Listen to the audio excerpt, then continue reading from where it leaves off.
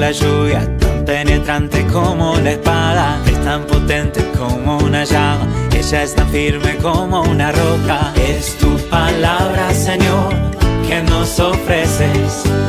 Es tu palabra, Señor, que nos ofreces.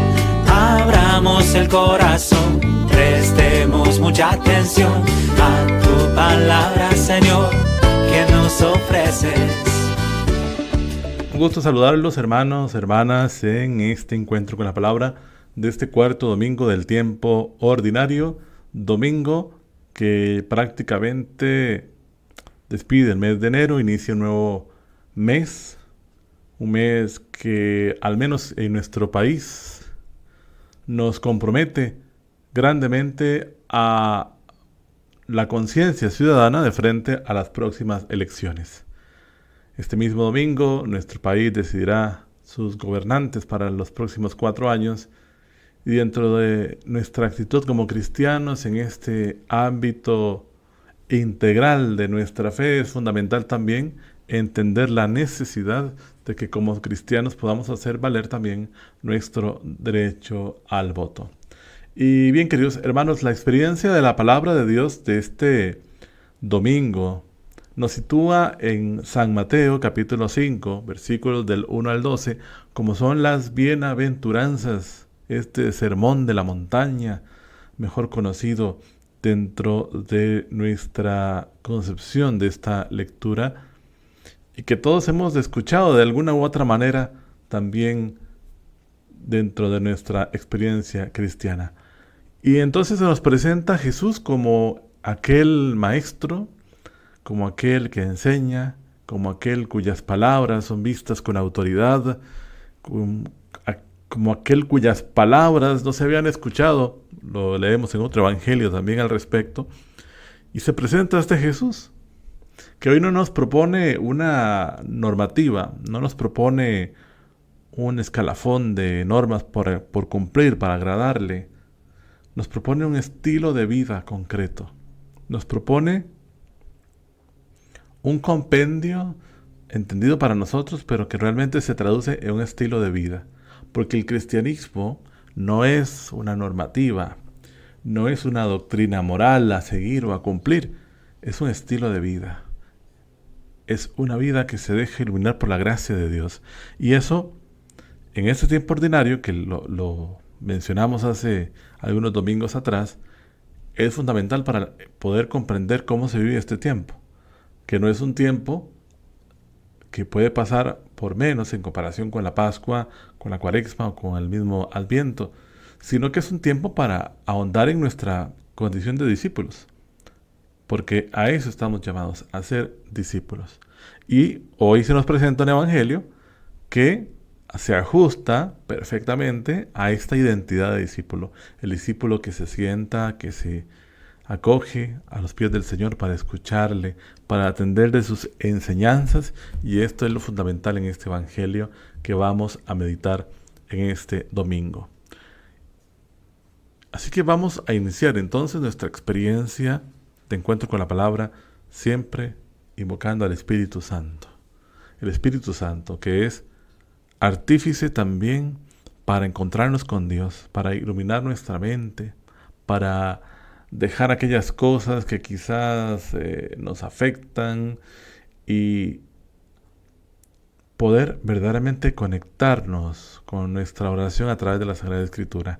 Es la maravilla de la Lección Divina, que tiene que ser un ejercicio, una forma de oración que se dé más a conocer y se practique en nuestras comunidades. Así que, queridos hermanos, vamos a iniciar con un canto al Espíritu y disponiéndonos a este momento. Ya volvemos a nuestro encuentro con la palabra.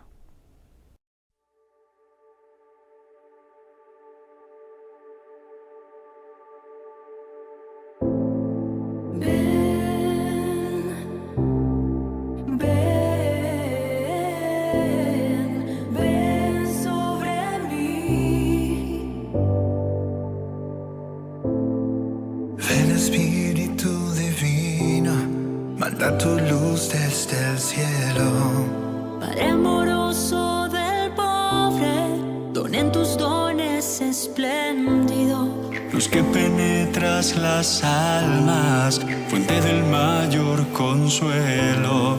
En dulce huésped del alma, descanso de nuestro esfuerzo. Ven, ven,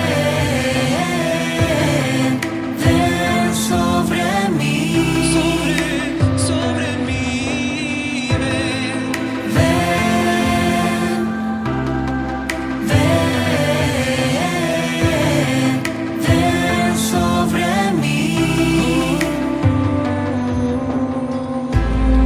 Tregua en el duro trabajo, brisa en las horas de fuego.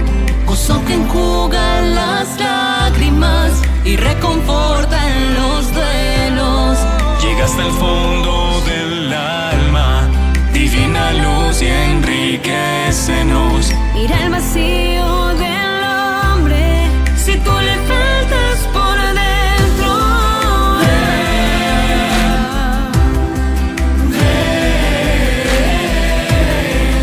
Ven sobre mí. Ven Espíritu de amor.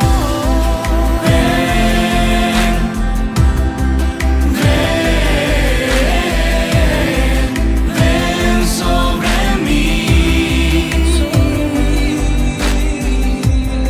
Mira el poder del pecado cuando no envías tu aliento. Riega la tierra en sequía, sana el corazón enfermo. Lava las manchas, infunde calor de vida en el hielo. Toma el espíritu indómito, guía que tuerce el sendero. Ven, oh, ven, Ven sobre mí. Santo Espíritu de Dios. oh, ven, Ven sobre mí. Ven sobre mí. reparte tus 7 dones según la fe de tus siervos. Por tu bondad y tu gracia, dale al esfuerzo su mérito. Salvas que buscas salvarse Y danos tu gozo eterno. En dulce huésped del alma, ven y haznos de nuevo.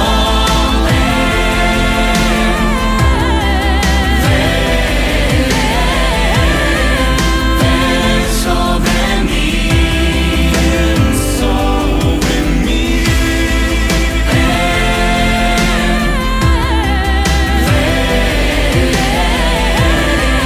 Ven sobre mí.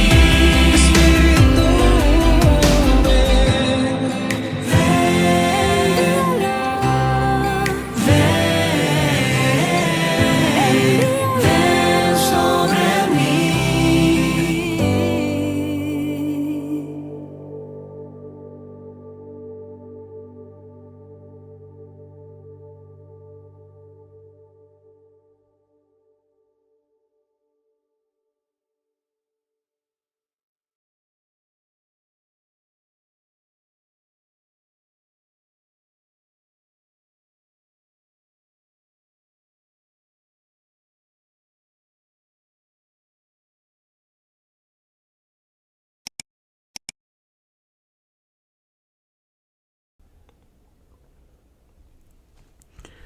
Bien, hermanos, vamos a ver algunas claves de lectura simplemente para adentrarnos al texto y posteriormente pues escucharlo y leer el Evangelio de este domingo. Partíamos, como les decíamos, del Evangelio de Mateo, capítulo 5, versículos del 1 al 12, las llamadas bienaventuranzas o sermón de la montaña. Tenemos que tener claro que esto no es una doctrina, es una vida, como lo decíamos anteriormente. Jesús sube al monte para sentarse y enseñar. Recordemos que el monte, la montaña, es un lugar teológico dentro de la Sagrada Escritura, un lugar de encuentro con Dios, de revelación, de alianza. Y Mateo presenta a Jesús como el nuevo Moisés, pero hay una diferencia fundamental en esto. Moisés recibe la ley. Jesús es la ley viviente que interpreta de una manera definitiva y perfecta la voluntad del Padre. Cuando hablamos de que se acercan a sus discípulos a escucharle, entendemos ya que las bienaventuranzas no son un ideal abstracto, sino es un camino concreto para quienes deciden seguir a Jesús. O sea, hay una experiencia de seguimiento. La multitud escucha, pero el discurso forma primero a los discípulos. La enseñanza de Jesús llega a todos, pero aquel corazón que ha decidido seguirlo recibe la enseñanza de una manera más pronta. Por eso el llamado Sermón de la Montaña es la primera predicación extensa de Jesús en Mateo y constituye el núcleo formativo de su enseñanza. No es un discurso, sino un compendio de todo lo que Jesús nos ha mandado. Recuerden Mateo 28, versículo 20. Por ello, Mateo lo presenta como el contenido central de una predicación misionera cristiana. Las bienaventuranzas no son mandamientos para ganarse o condiciones para obtener un beneficio, sino una proclamación.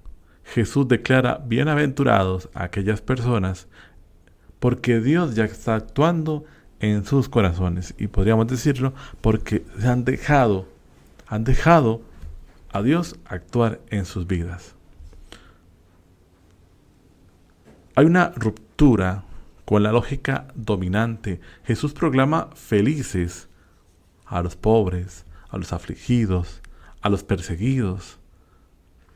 No está usando un término felicidad como nosotros quizás podríamos entenderlo en este sentido común, cuando hablamos de bienestar, de éxito, de triunfo. En el mundo antiguo y también hoy entendemos esa noción de felicidad. Pero Jesús nos propone una felicidad diferente, una visión del ser humano y de la historia que contradice los criterios habituales de valor. Es decir, lo que realmente para el mundo es felicidad, Jesús viene a romperla con la lógica de Dios, con la lógica de el amor entregado. Y eso lo vamos a ver más adelante. Y por supuesto hay una clave discipular y comunitaria, lo decíamos. No surge este sermón, estas palabras a personas vacías, anónimas, sino a personas que han sido llamados, han sido alcanzados por su llamada y han decidido seguirlos. No son individuos anónimos, no es una multitud anónima, y tampoco son individuos aislados. Antes de cualquier exigencia ética, moral, hay una relación. Por eso el cristianismo no vive simplemente de cumplir normas, sino de una relación, de esa relación con Dios. La ética cristiana no nace del criterio humano o del esfuerzo humano para perfeccionarse, sino de una respuesta a una llamada, la llamada de Dios. Dios ha convocado, y solo aquel que ha sido llamado y ha podido responder puede comprender el alcance de sus palabras. Como lo decíamos, no es un ideal abstracto todo lo que se nos propone, sino un camino para entrar en la dinámica del reino de Dios. Al mismo tiempo, este sermón, queridos hermanos, nos propone una dimensión comunitaria, una fraternidad, palabra fundamental en la experiencia de nuestra diócesis para este año. Las palabras de Jesús no están pensadas para una espiritualidad solitaria, sino para un pueblo que va creciendo, una comunidad que se va afianzando. Y las bienaventuranzas, donde se hablan temas como el perdón, la reconciliación, la mansedumbre, la misericordia, la justicia, solo se pueden vivir plenamente en una relación profunda con Dios. El sermón entonces dibuja una comunidad en relaciones transformadas, en un modo de vivir que definitivamente lo interpela. Ven este importante elemento para tomar en cuenta. Fuera de la comunidad, cualquier palabra o cualquier precepto se desfigura, se endurece, se vuelven normas imposibles o se diluyen como ideales sin ningún tipo de compromiso. En cambio, en una comunidad sostenida por la gracia, el perdón, la misericordia, las exigencias del reino de Dios y las exigencias de Jesús, podríamos decir, encuentran un espacio ideal para encarnarse. La comunidad no es un añadido al sermón, sino su condición de posibilidad. Es decir, la comunidad es el lugar donde la palabra escuchada se hace vida y donde la gloria de Dios se puede manifestar en lo cotidiano. Por eso es importante el tema de la comunidad. Cuando escuchamos algunas otras ideas o concepciones, es ahí donde nos enteramos y podemos notar y evidenciar que es la fe también una experiencia comunitaria. A partir de esos tres elementos que forman parte como inicialmente de nuestra reflexión, ahora sí vamos a escuchar el Evangelio. ¿Qué les parece si en un momento miramos el Evangelio que se nos propone esta semana? Y ya volvemos para entonces iniciar nuestra meditación. Cuando Jesús vio a la multitud, subió al monte y se sentó.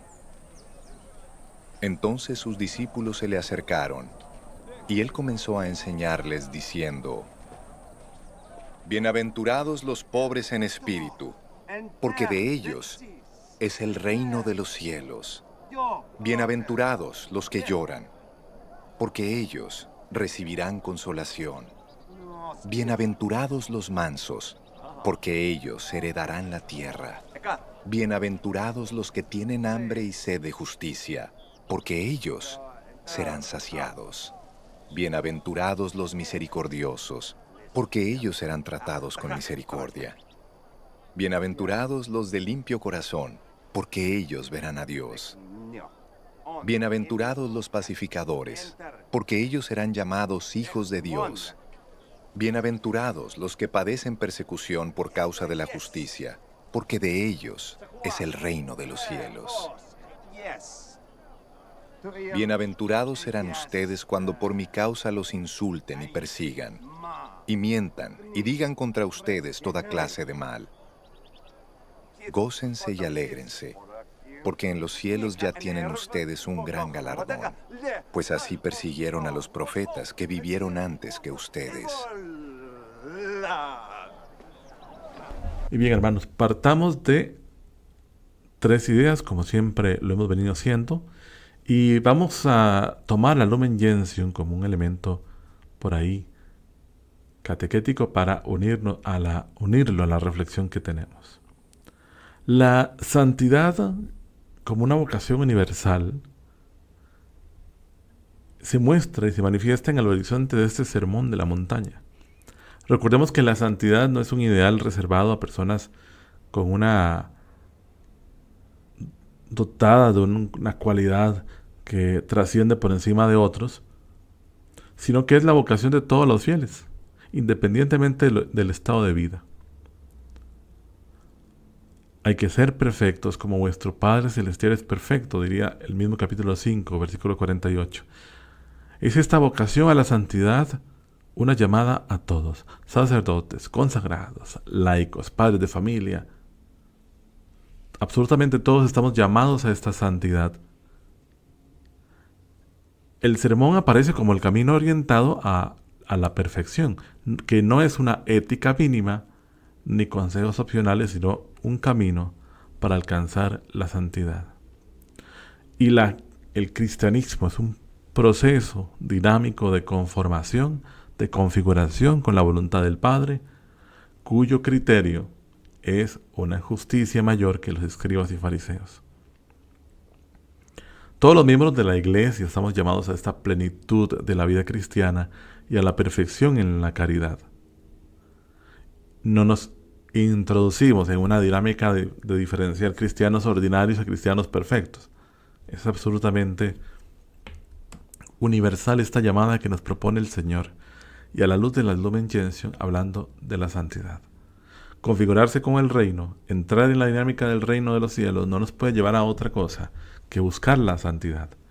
Quizás usamos la palabra perfección, tomada de la Sagrada Escritura, pero no es una perfección en el término de aquel que no comete ningún tipo de error. Perfección, hablamos de santidad. Entonces, a la luz de la Lumen Gentium, ese sermón de la montaña adopta, sin duda alguna, la llamada a esta vocación universal a la santidad. Lo decíamos, no entendida como un perfeccionismo moral, sino como una obediencia radical y confiada a la voluntad de Dios revelada en Cristo. A esto nos referimos con este primer apartado. Y el segundo apartado ya lo hemos mencionado por ahí, la felicidad y la plenitud humana.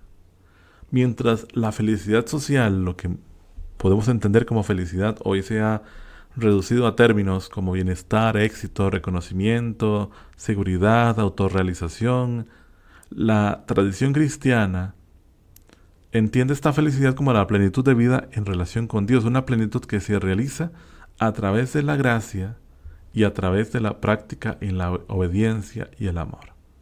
Ciertamente, nuestra felicidad tiene que ir más allá de los discursos superficiales, de los discursos que hoy simplemente se basan en números, en las cuentas de un banco, en el poder adquisitivo, incluso en la admiración, el poder que podemos tener a través de las redes sociales, con la aparición de los influencers y otras figuras que son seguidos por millones de personas alrededor del mundo.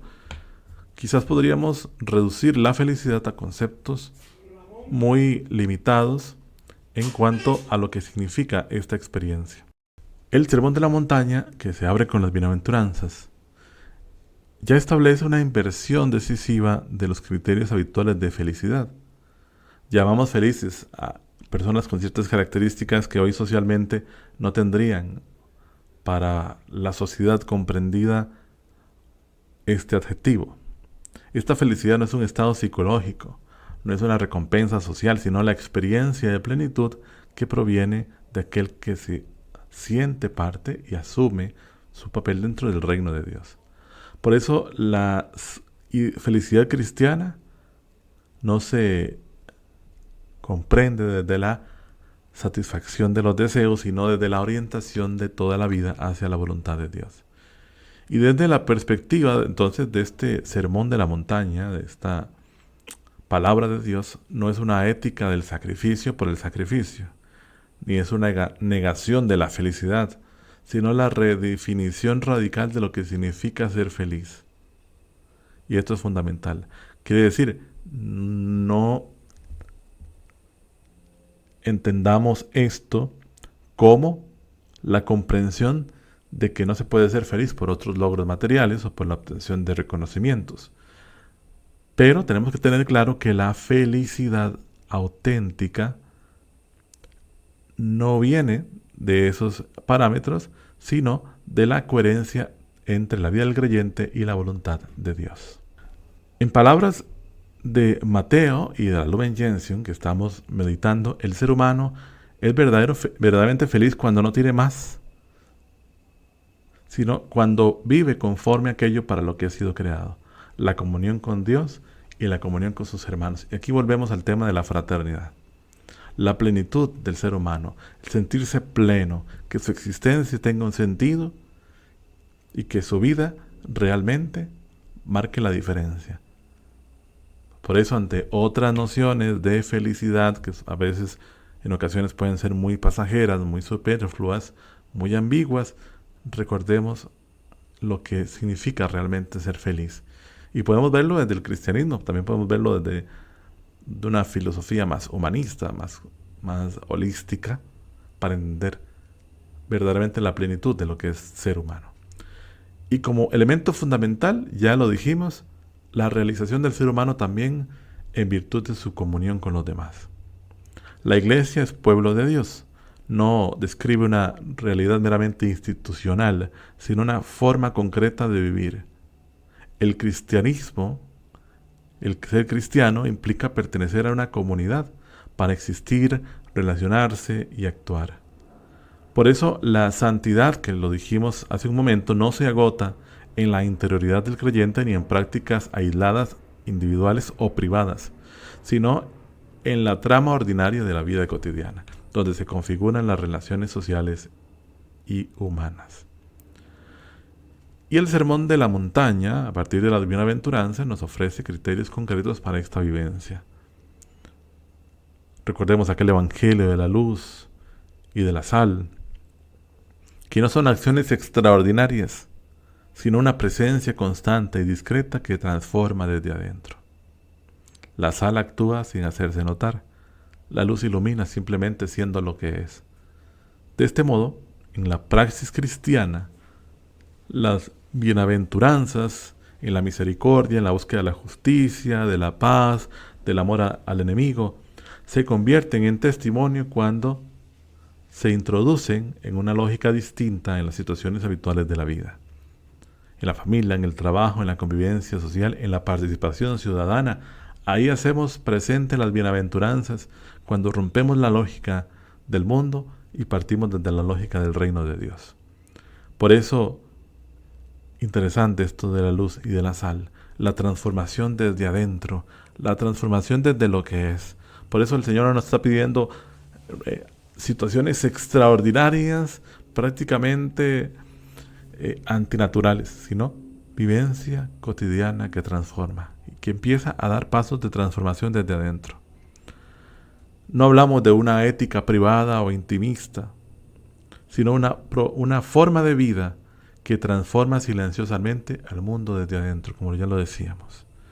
No es imponer un modelo religioso, sino hacer visible una esperanza diferente, una esperanza distinta, una esperanza que no se agota porque la esperanza es el mismo Dios.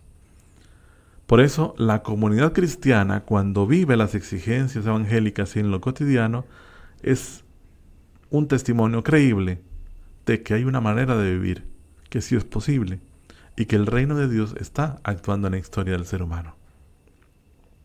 Por eso, sí, se habla del testimonio de nuestra vida personal, lo que puede significar para quienes nos rodean, pero qué importante es que sea la comunidad quien sea también un testigo de la presencia de Cristo, para que otros también deseen hacerse comunidad.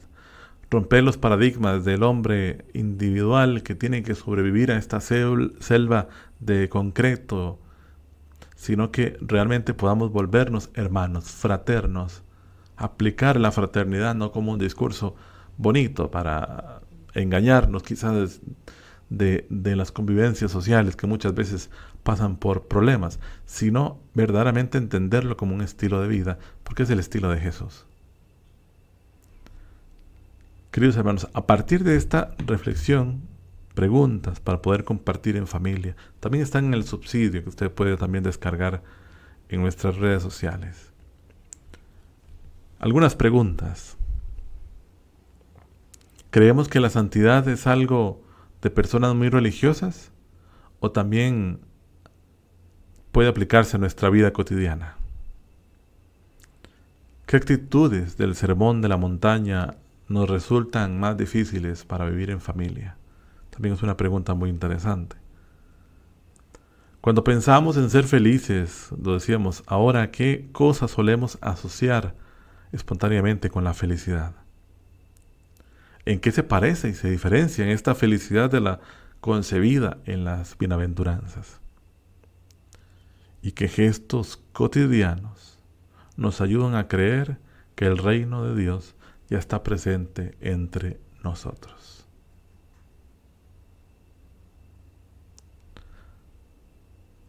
Algunas preguntas para que podamos compartir en familia como parte de nuestra meditación. Y culminamos con nuestra oración, contemplación y acción como 3 pasos fundamentales también en nuestra experiencia de Lección Divina. Pidámosle al Señor ser felices, pero no felices según lo que dice el mundo, lo que dice la sociedad, sino ser felices según lo sueña su corazón, según lo sueña el corazón de Dios.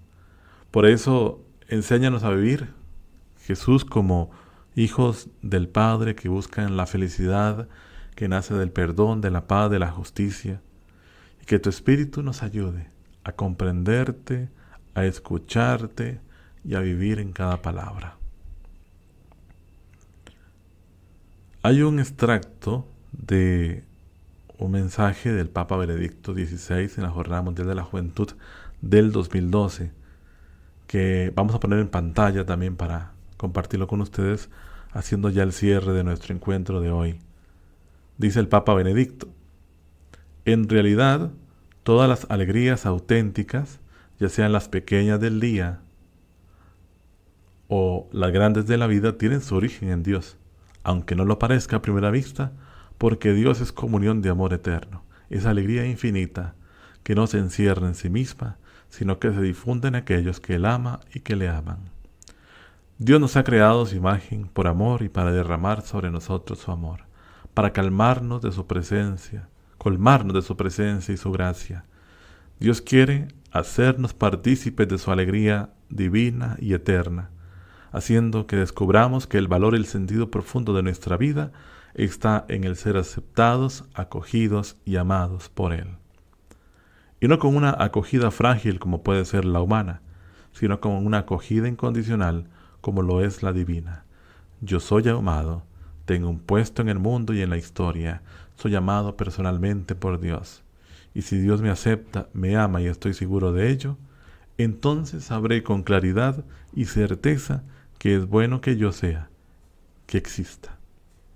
Esto lo dijo el Papa a los jóvenes en la jornada del 2012. Y a partir de esto, que sería nuestra contemplación, hoy preguntarnos: ¿qué busco en mi vida? ¿Cuál es aquella característica que definiría hoy mi vida? ¿Será la de bienaventurado?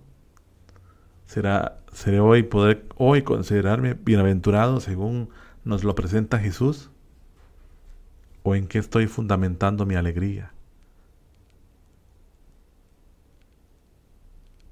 ¿Estoy queriendo ser más aceptado por lo que la sociedad los quiere presentar? ¿O quiero realmente vivir radicalmente el Evangelio? Y culminamos, queridos hermanos, con la acción, que es este gesto concreto a la cual le invitamos. Que usted, dentro de la reflexión de la palabra, también busque este acto concreto para hacer vida lo que hemos meditado. Esto es sencillamente la experiencia de la palabra de la Lectio Divina, como lo hemos visto. Así que, queridos hermanos, a la luz también de nuestra reflexión y del material que hemos preparado, vivamos con inmensa alegría la gracia que Dios nos da cada día, y para ser llamados también bienaventurados, dichosos, como lo llamaría hoy Jesús desde la montaña, para ser parte fundamentalmente del reino de los cielos. Nos encontramos, hermanos, la próxima semana en otro encuentro con la palabra. Que el Señor los bendiga.